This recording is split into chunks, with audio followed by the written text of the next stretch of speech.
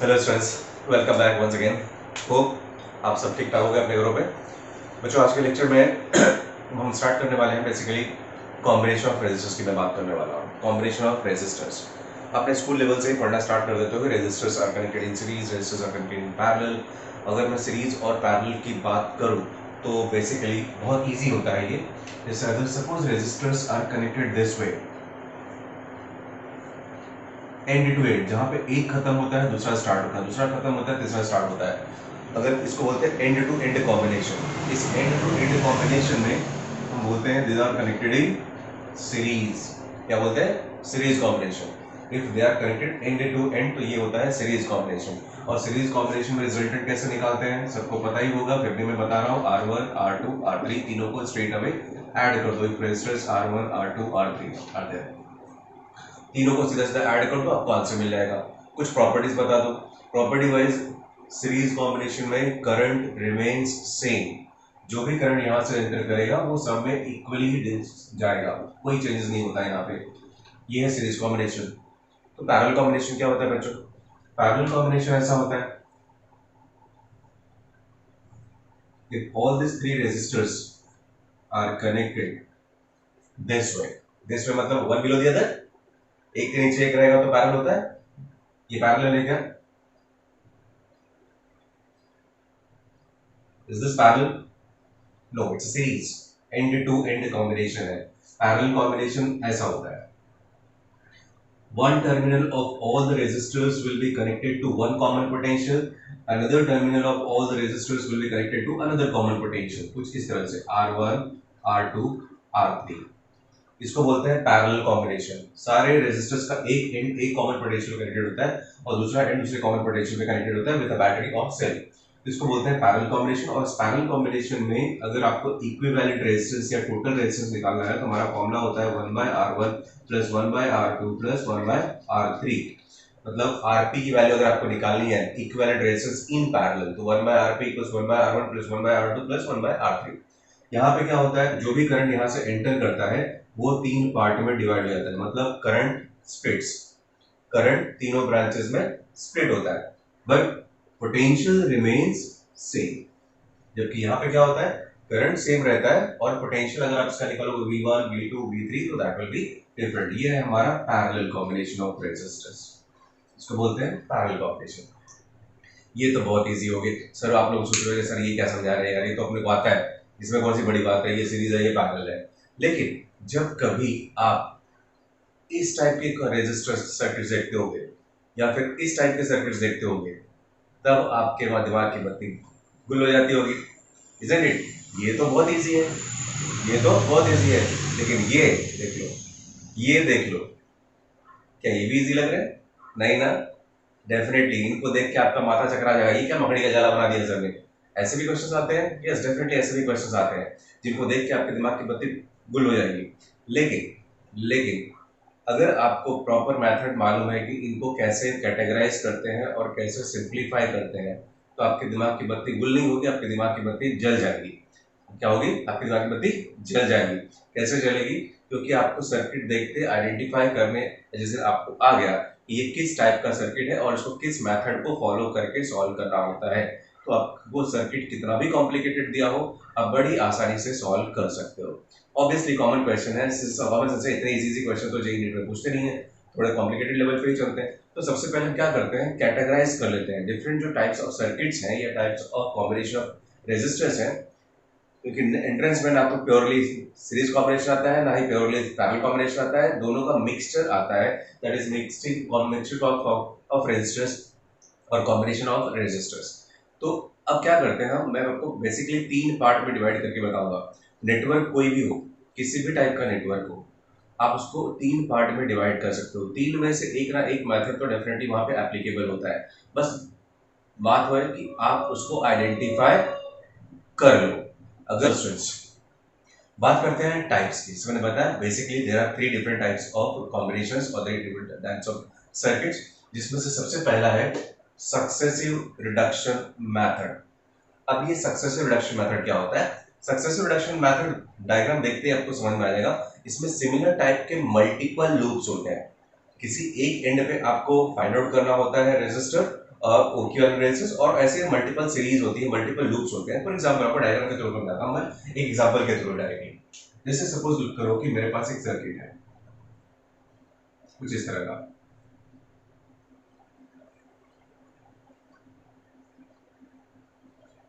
यहाँ पे आपको एक सीरीज चलती हुई दिखाई देगी सिमिलर पैटर्न की, इसको भी ले लेते हैं और ये काम पढ़ा लेता हूं। ये है कुछ, इस दो एंड ए और बी के अक्रॉस आपको इक्विवेलेंट रेजिस्टेंस फाइंड आउट करना है। अब मैं वैल्यूज भी बता देता हूं, वैल्यूज क्या होंगी इसकी।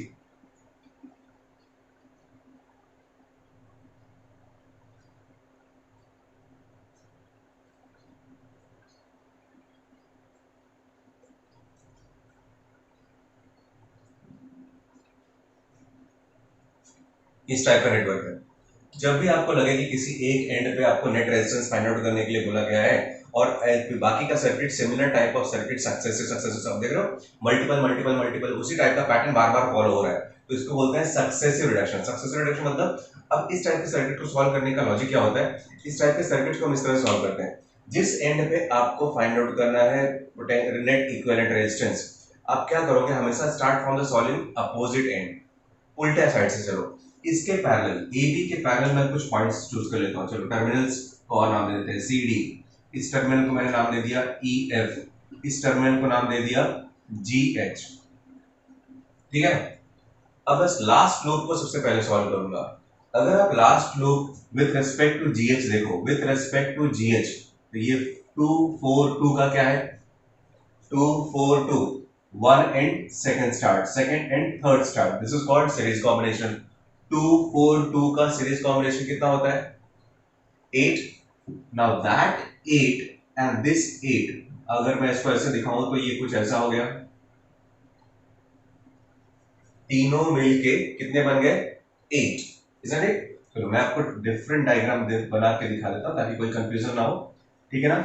अब ये तीनों का सीरीज मिलके कितना हो गया, 8, तीनों का सीरीज मिलके जैसे ही 8 बनेगा इसको गायब कर दो, अब तीनों मिलके बन गए एक single resistor which is of value 8 ohm. With respect to terminal G and H, ये 8 और 8 क्या लग रहा है आपको, सीरीज और पैरेलल, ऑब्वियसली पैरेलल है क्योंकि दोनों एंड एक कॉमन पोटेंशियल पे, ये दोनों एक कॉमन पोटेंशियल पे। 8 और 8 का पैरेलल कॉम्बिनेशन 8/2 4 होता है, ये पूरा रिड्यूस होके अब कितना हो गया, 4। देखो फिर वही सर्किट मिला आपको, 2 4 2 का combination 2 4 2, but now we will solve with respect to and E F, with respect to and E F, ये तीनों क्या है, सीरीज है, तीनों मिलके कितने बनेंगे, 8। अब तीनों को मैं गायब कर देता हूं, तीनों को मैंने रिड्यूस कर दिया कुछ इस तरह से, 8। अब क्या है, 8 एंड 8 पैरेलल, 8 और 8 का पैरेलल हुआ तो कितना हो जाएगा, 4, सब कुछ रिड्यूस हो गया, ये हो गया 4। वापस से फिर वही नेटवर्क आपको मिल रहा है। Now tries to solve with respect to CD, with respect to CD, with respect to CD, again 2 4 2 का सीरीज, तीनों मिलके कितने हो गए, 8, कुछ इस तरह से। अब with respect to CD 8 and 8 का क्या है, पैरेलल, कितना बन गया, 4। वापस आ जाओ, फिर से मिल गया आपको 2 4 2 with respect to AB, with respect to AB 2 4 2 का क्या होगा, सीरीज, तो आपका R इक्विवेलेंट का वैल्यू कितना हो गया, 8 ओम। क्या हो गया, 8 ओम। सिंपल है ना। This is called successive reduction method, मतलब एक एंड से आप सर्किट को रिड्यूस रिड्यूस रिड्यूस रिड्यूस करते चले आओ। नहीं समझा है तो वीडियो को वापस से रिप्ले करो, सर्किट को फिर से देखो, आप खुद से प्रैक्टिस करो, नहीं समझ में आया तो फिर से रिपीट करके देखो, स्टेप बाय स्टेप, ठीक है। वेरी सिंपल, दूसरा क्वेश्चन दे रहा हूं, देखो सक्सेसिव रिडक्शन मेथड पे एक दूसरा क्वेश्चन।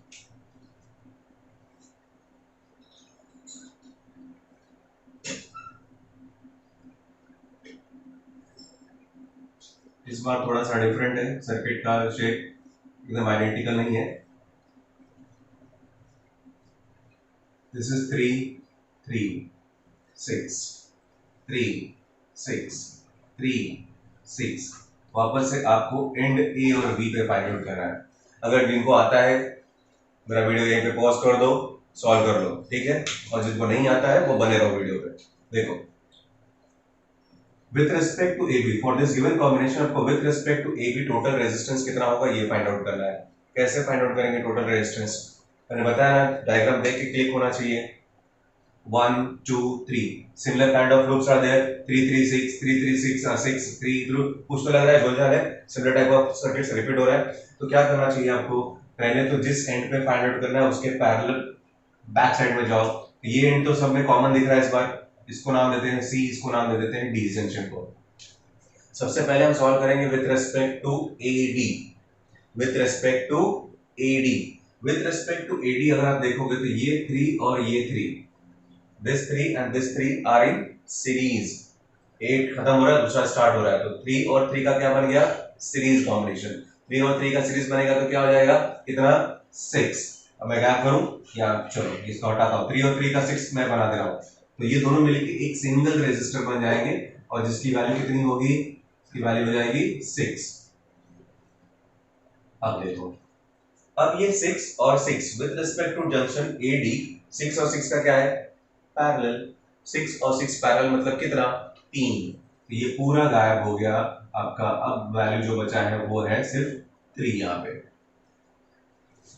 हो गया सॉल्व, रिड्यूस हो गया एक लूप। अब दूसरे लूप पे आ जाओ, with respect to AC। With respect to अगर आप AC देखोगे तो पूरा का पूरा सर्किट जो अभी आपने सॉल्व किया सेम वैसे फिर से मिल गया। 3 3 3 3 का सीरीज कितना, 6। और वो 6 इस 6 के साथ क्या होगा, पैरेलल। 6 और 6 का पैरेलल कितना हो जाएगा, 3। अगेन मतलब ये पूरा सिस्टम रिड्यूस में अगर कर दूं तो ये आपका आंसर है ये 3। और फिर से वही आइडेंटिकल सर्किट आपके पास फिर से बच गया। With respect to now AB, जिसके थ्रू आपको फाइंड आउट करना है विथ रिस्पेक्ट टू AB, ये 3 और ये 3 का क्या है, सीरीज। सीरीज हो गया तो 6 और ये 6 और अपना नीचे वाला 6, ये वाला दोनों मिला के कितना हो गया, 6 और 6 का पैरेलल। तो आंसर आपका कितना हो गया, R इक्विवेलेंट का वैल्यू 3 हो। सिंपल है ना। जब भी आपको ऐसे मल्टीपल लूप्स आते हैं, जब भी आपको ऐसे मल्टीपल लूप्स आते हैं तो इसको आप इस मेथड से सॉल्व कर सकते हो and this method is called successive reduction method. क्या बोलते हैं इसको, सक्सेसिव रिडक्शन मेथड। पहचानने का तरीका क्या है, इसमें मल्टीपल लूप्स रहेंगे और भी सिमिलर टाइप्स के। ये था हमारा पहला मेथड। चलो वेरी गुड, होप आपको समझ में आया होगा। नहीं समझ में आया होगा तो रिप्ले करो और देखो बार बार जब तक आपको समझ नहीं आएगा। दूसरा मेथड है सिमेट्रिकल मेथड।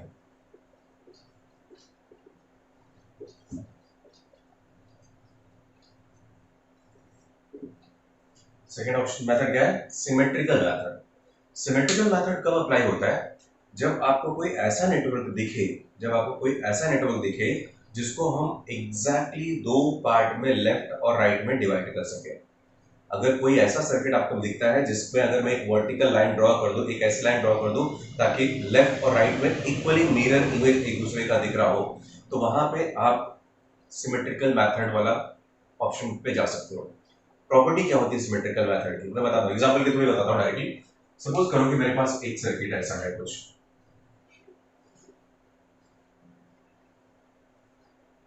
बहुत बेसिक बेसिक अभी मैं एग्जांपल्स ले रहा हूँ ताकि पहले आपको समझ में आ जाए कि पैटर्न क्या है एग्जैक्टली। उसके बाद कॉम्प्लिकेटेड तो आप कर ही लोगे अगर बेसिक आइडिया आपको क्लियर हो गया तो। देखो जैसे कि अगर मैं इस केस में बोलूँ ये 10 है, ये 10 है, ये 10 है, ये 10 है और आपको फाइंड आउट करना है नेट रेजिस्टेंस अक्रॉस AB, तो ये तो बहुत इजी है, बहुत इजी है। क्यों इजी है, क्योंकि यहाँ से देखो, यहाँ से दो जंक्शन स्टार्ट हो रहे हैं, ये दोनों सीरीज में, ये दोनों सीरीज में, ऊपर नीचे पैरेलल, मतलब 10 10 20 10 10 20 20 20 का पैरेलल 10, आंसर 10 आएगा। ये बहुत इजी है, इसमें कोई प्रॉब्लम नहीं है। बट प्रॉब्लम कब होगा, अगर मैं एक रेजिस्टर को और कनेक्ट कर दूं यहां पे, वो भी 10 का। अब बताओ, हाँ अगर आपने वेट स्टोन्स नेटवर्क पढ़ा हुआ है, वेट स्टोन्स नेटवर्क पढ़ा हुआ है तो शायद आपके लिए ये बहुत इजी होगा। लेकिन अगर मान लो आपको वेट स्टोन्स नेटवर्क नहीं पढ़ाया गया है, सिर्फ आपको कॉम्बिनेशन ऑफ रेजिस्टेंस पढ़ाया गया है, तो कैसे क्रैक करोगे इसको, तब तो प्रॉब्लम होगा ना। तब प्रॉब्लम होगा। जिन बच्चों ने वेट स्टोन्स नेटवर्क पढ़ा हुआ उनको पता है कि वो क्या है, बट वेट स्टोन्स नेटवर्क नहीं है तब क्या। तब देखो ऐसे केसेस में क्या होता है, अब ये 10 को किसके साथ रखोगे, इसके साथ लेके जाओगे या फिर इसके साथ लेके जाओगे। अगर आप अपना दिमाग लगाओ तो थोड़ा सा कंफ्यूजन आपको डेफिनेटली क्रिएट होगा कि ये 10 कहाँ पे सेट करेगी, इसके साथ अगर मैं ये एक लूप ले लेता हूँ तो ये लूप ले तो इसका इसके साथ क्या होगा, एक पैरेलल में आएगा, सीरीज में आएगा, ये कॉम्प्लिकेटेड है। ऐसे कॉम्प्लिकेटेड सर्किट्स के लिए ही बनाया गया है हमारा सिमेट्रिकल मेथड। अगर आप देखो तो ये पूरा का पूरा सर्किट नहीं लग रहा है कि अगर मैं एक वर्टिकल लाइन ड्रॉ कर दूं तो ये दो पार्ट में डिवाइड हो रहा है। जिस पॉइंट्स के थ्रू या जिस एक्सिस के थ्रू आपको इक्विवेलेंट फाइंड आउट करना है, just draw one straight line perpendicular to that. मुझे टर्मिनल ए बी इस एक्सिस के लिए फाइंड आउट करना ना, तो उसका परपेंडिकुलर मैं एक प्लॉट करता हूं ऐसे, इसको बोलते हैं एक्सिस ऑफ सिमेट्री। इस लाइन को ड्रॉ करते ही आप देख सकते हो कि आपका का पूरा डायग्राम दो इक्वल हाफ में डिवाइड हो जा रहा है, वो भी मिरर इमेज में। अब एक्सिस ऑफ सिमेट्री की प्रॉपर्टी क्या होती है, एक्सिस ऑफ सिमेट्री पे जितने भी पॉइंट्स होते हैं वो इक्विपोटेंशियल पॉइंट्स होते हैं। क्या होते हैं, equipotential points. Axis of symmetry पे जितने भी पॉइंट्स होते हैं वो इक्विपोटेंशियल पॉइंट्स होते हैं, मतलब इस पॉइंट का पोटेंशियल इस पॉइंट का पोटेंशियल सेम ही होगा। और आई होप आपको पता होगा कि इक्विपोटेंशियल पॉइंट्स पे करंट फ्लो नहीं होता, मतलब इस वाले रेजिस्टर के थ्रू करंट नहीं फ्लो होगा। और अगर करंट नहीं फ्लो होता तो इसका कोई काम ही नहीं है, इसको हटा दो।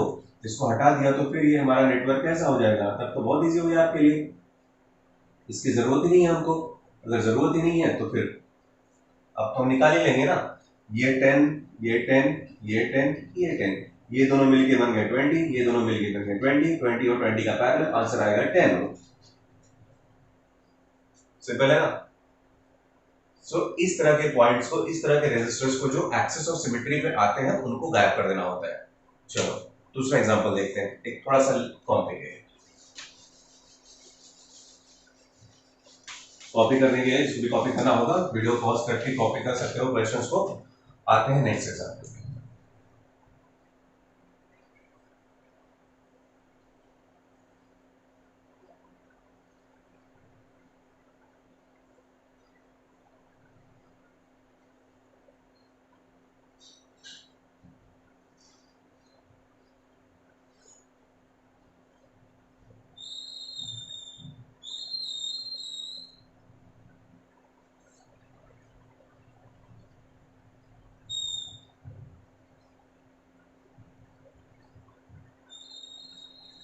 देखो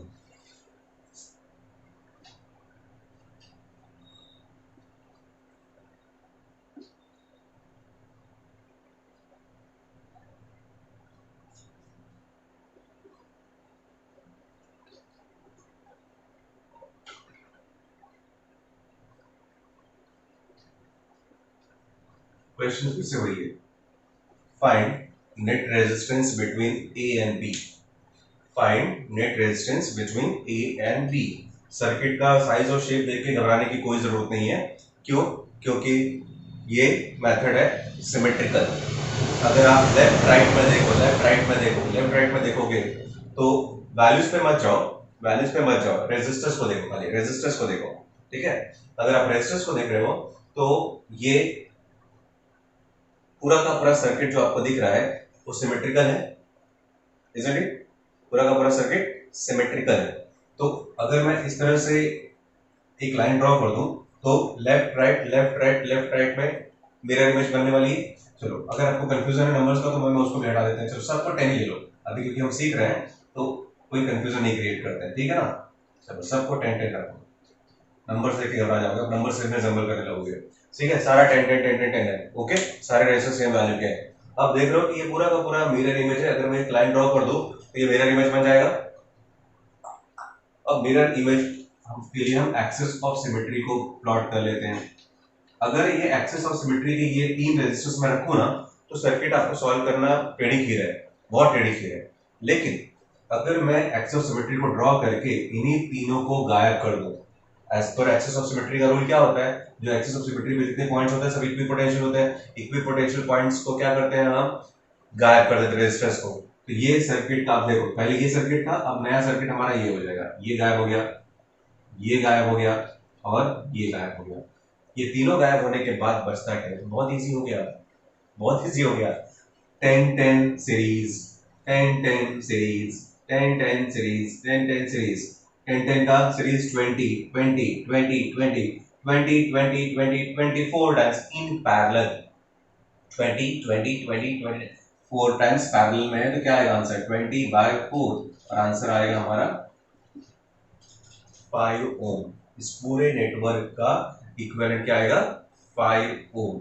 ये है एक्सिस ऑफ सिमेट्री का टाइप।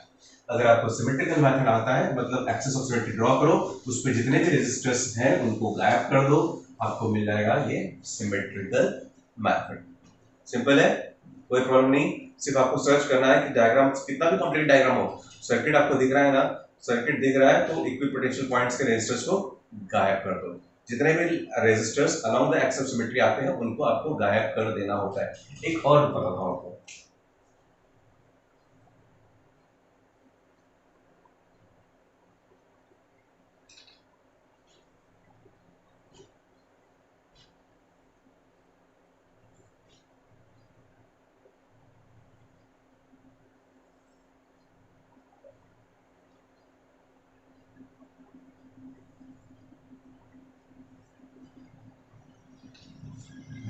यहाँ हर एक वायर पर रजिस्टर है, यहाँ पे रजिस्टर है, यहाँ पे रजिस्टर है, यहाँ पे रजिस्टर है, यहाँ पे भी रजिस्टर है और फाइनली यहाँ पे भी रजिस्टर्स हैं। कुछ ऐसा है A B, you have to find out the net resistance across A B. अब इस टाइप के सर्किट्स में भी, अगर इस टाइप के सर्किट्स में यहाँ पे एक नहीं यहाँ पे दो है, बना लेता हूँ मैं आपको दो पार्ट बना देता हूँ उसको, ऐसा और एक ऐसा। यहाँ पे भी ऐसा ही कुछ, यहाँ पे एक रजिस्टर है और यहाँ पे एक रजिस्टर है। सारी values R R R R R, यहाँ पे भी ले लो R, this is also R, this is also R, this is also R, this is also R. यहाँ पे भी वही फाइंड आउट करना net resistance between A and B. अगर आप फिर से वही मैं बोल रहा हूँ सीरीज और पैरेलल के चक्कर में पढ़ते जाओगे तो आपके दिमाग की बत्ती गुल होने वाली है, क्योंकि एक और मैं यहाँ पे ड्रॉ करने वाला, चलो यहाँ पे नहीं भी ड्रॉ किया, देखो अब पॉइंट क्या बताता हूँ। यहाँ पे भी ये भी सिमेट्रिकल मेथड है, पर आप बोलोगे अगर ये ए बी के अक्रॉस फाइंड आउट करना है और मैं यहाँ पे इसकी एक्सिस ऑफ सिमेट्री ड्रॉ कर दूं तो डेफिनेटली डायग्राम तो सिमेट्रिकल मुझे दिख रहा है, लेकिन एक्सिस ऑफ सिमेट्री पे तो कोई रेजिस्टर है ही नहीं। एक्सिस ऑफ सिमेट्री पे तो कोई रेजिस्टर नहीं है, तो हटाऊं मैं किसको। दूसरा पॉइंट बताता हूँ, एक्सिस ऑफ सिमेट्री पे कभी कभी कोई रेजिस्टर नहीं होता है लेकिन उस पर बहुत सारे बॉन्ड्स होते हैं। जैसे ये वाला पॉइंट आपको दिख रहा है, बहुत सारे रेजिस्टर्स यहाँ पे कनेक्टेड है। तो जब कहीं पे भी कोई जंक्शन आता है ना इक्विपोटेंशियल पॉइंट पे, उस जंक्शन को आप वॉइड कर सकते हो, मतलब उस जंक्शन का कोई मतलब नहीं बनता।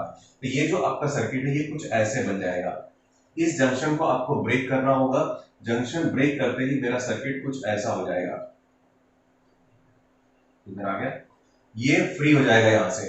ये फ्री होते ही इसको आप ऊपर ले सकते हो, ये ऊपर चले गया, ये वाला पार्ट, मिडल वाला पार्ट सेपरेट कर लो तो ये ऐसे हो गया, और फिर उसी तरह से नीचे वाला सर्किट भी फ्री होके कुछ ऐसे हो जाएगा, और फिर नीचे जो दिख रहे हैं दो आर वो कुछ ऐसे होंगे।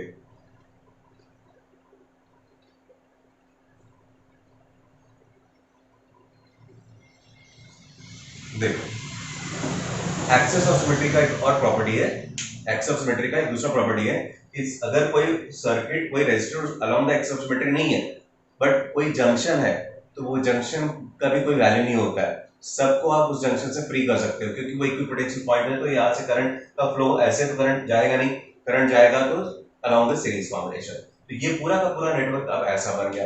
अब ऐसे में तो सॉल्व करना बहुत इजी है, ये आर ये आर ये आर ये आर ये भी आर है ये भी आर है ये भी आर है, दिस इज ऑल आर। तो अब क्या हो जाएगा इसमें, आर आर का सीरीज, ये भी आर आर का सीरीज, आर आर का series, R R series, R R series, 2R 2R 2R 2R 2R 5 times, 2R 2R 2R का पैरेलल कॉम्बिनेशन 5 टाइम्स, तो इक्विवेलेंट आपका कितना आएगा पैरेलल कॉम्बिनेशन में 2R divided by 5, that will be your answer. ये भी symmetrical method का ही concept है, इसका सिमेट्रिकल मेथड का। होप आपको समझ में आएगा सिमेट्रिकल मेथड एग्जैक्टली क्या होता है। चलते हैं थर्ड वाले में।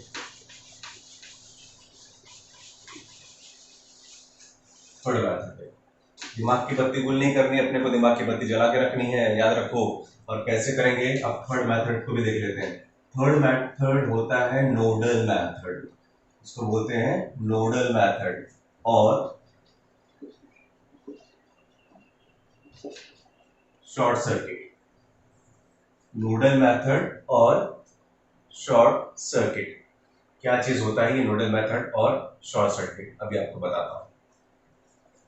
इसको भी एग्जांपल के थ्रू समझना पड़ेगा। शॉर्ट सर्किट से मतलब आपको कभी पता होगा शॉर्ट सर्किट क्या होता है। जैसे कि सपोज कहीं वायरिंग है, दो वायर यहाँ पे जा रहे हैं, एक आपका मेन लाइन है और एक न्यूट्रल है, पैरेलल चल रहे हैं। कभी कभी क्या होता है दोनों वायर आपस में चिपक जाते हैं और हीट जनरेट करके मेल्ट हो जाती है, ऊपर की जो कोटिंग होती है वो भी मेल्ट हो जाती है, और जब कोटिंग मेल्ट हो जाएगी तो ये दोनों क्या होंगे, ऐसे चिपक जाएंगे और तभी होता है शॉर्ट सर्किट, आग लग जाती है। करेक्ट। अब यहाँ पे ऑलरेडी हम शॉर्ट सर्किट की बात करने वाले हैं कि शॉर्ट सर्किट एग्जैक्टली कैसे होता है सर रेजिस्टर्स के साथ। देखो शॉर्ट सर्किट क्या होता है वो समझाने के लिए मैंने आपको एग्जांपल दिया। नोडल मेथड में क्या होगा, जैसे मेरे पास एक सर्किट है, यहाँ पे आर है, एक रेजिस्टर यहाँ पे,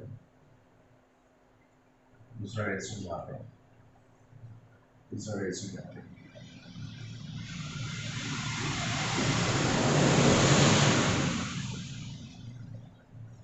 सेम वही question, find the net resistance between A and B. Find net resistance between A and B. आप ट्राई कर लो, पहले सोच लो, आपको टाइम दे देता हूँ सोचने का, सोच के बता दो क्या होगा इसका आंसर। पहले आप सोच लो फिर मैं बताऊँ आपको इसका एग्जैक्टली क्या आंसर होना चाहिए।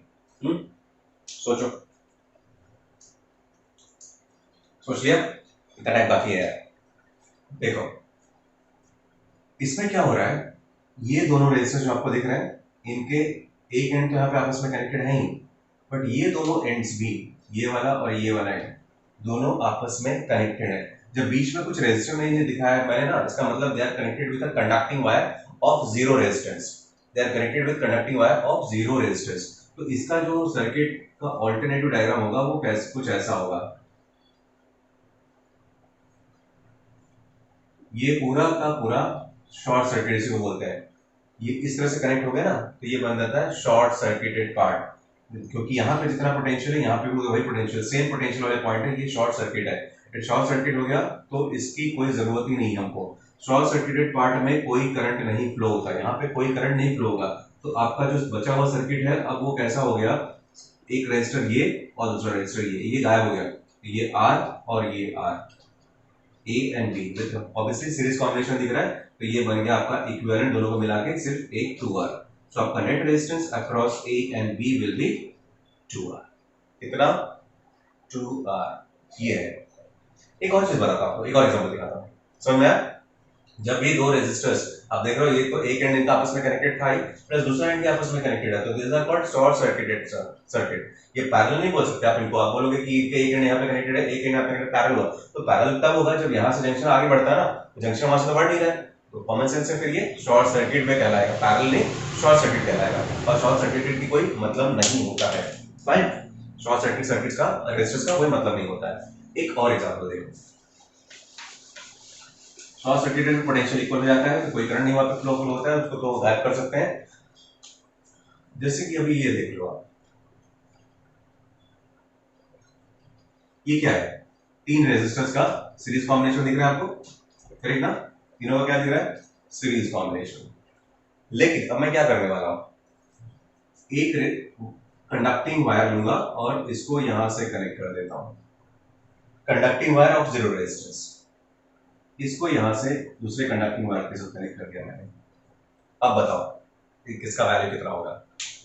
ये दोनों नहीं थे तब तो सीरीज कॉम्बिनेशन आपको दिख रहा था क्लियरली, आर आर आर का सीरीज कॉम्बिनेशन तो 8 9 10 का बच्चा ही बता देगा।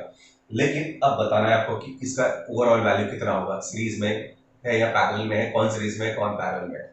आते हैं नोडल मेथड पे। देखो जब आप non conducting wire sorry conducting wire से के साथ कनेक्ट करते हो, वो भी जीरो रेजिस्टेंस के साथ, तो इसका मतलब आपने इस पॉइंट को इस पॉइंट के साथ शॉर्ट सर्किट कर दिया, इस पॉइंट को इस पॉइंट के साथ शॉर्ट सर्किट कर दिया। अब देखो सपोज ये पॉइंट है ना, यहाँ पे पोटेंशियल मान लेते हैं हम VA होगा, ठीक है ना, यहाँ पे पोटेंशियल VA है, तो ये पॉइंट डायरेक्टली कनेक्टेड किसको है, यहाँ पे, तो ये भी तो VA ही होगा।